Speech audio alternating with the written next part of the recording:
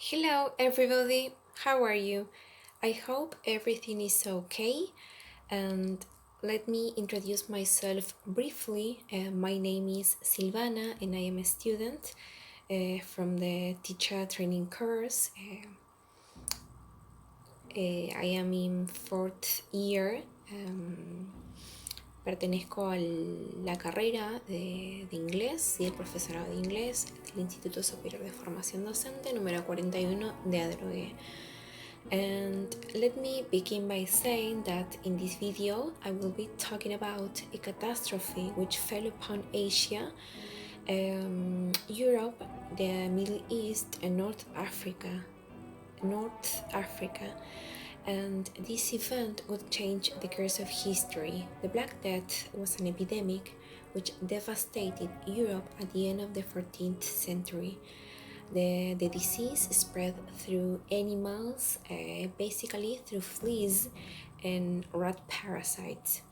At the time, rats often coexisted with humans, so allowing the disease to spread so quickly. There was three strains which characterized the plague. The most common and visually formed was the bubonic plague. Once the victim was infected, the symptoms were easy to recognize. They suffered from high fever, aching limbs, fatigue, and within days the infection progressed through the lymph system.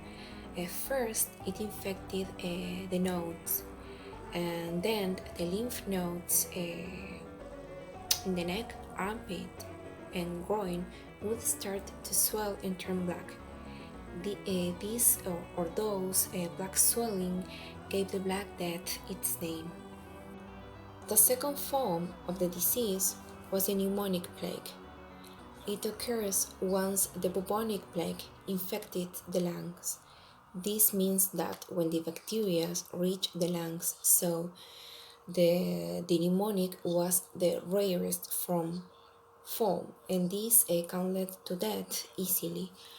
Moreover, it was highly contagious since the bacteria was able to spread through the air when a person coughs, and some of the symptoms include severe coughs, sometimes with blood, trouble breathing, nausea, and vomiting.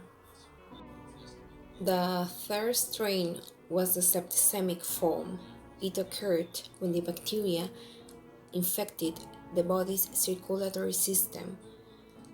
This type was the most dangerous than the others, and some of the symptoms include bleeding under the skin or from the mouth, nose, or bottom, blackened skin, especially on the nose, fingers, and toes. And other symptoms were belly pain, diarrhea, vomiting, and shock. During the pandemic, people believed that the plague was punishment from God, so they responded with prayers and processions. And others believed that they could avoid this plague or this disease by whipping themselves in public rituals on the streets. Medieval doctors also had no understanding of how the pandemic was spreading, and different approaches to avoid the plague were taken and advised.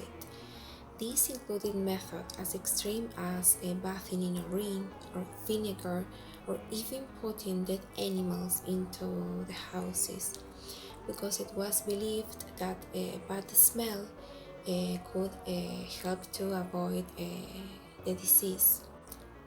Currently, one of the most popular theories of how the plague ended is through the implementation of quarantines. Actually, the word quarantine was coined for the first time in the 15th century during the outbreak of the disease in Venice, in Italy.